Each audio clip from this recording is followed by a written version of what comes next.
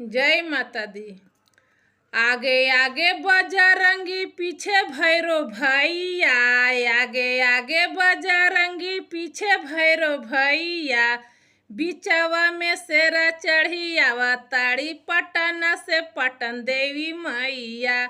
बिचवा में आवताड़ी पटना से पटन देवी मैया, यारा से यरन देवी मैया, विंध्याचल से विंध्याचल वाली मैया,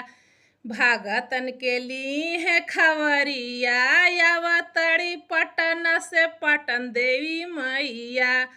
आगे आगे बजरंगी पीछे भैरो भैया, बिचवा में बाघा चढ़ी आवताड़ी शेरा वाली मैया,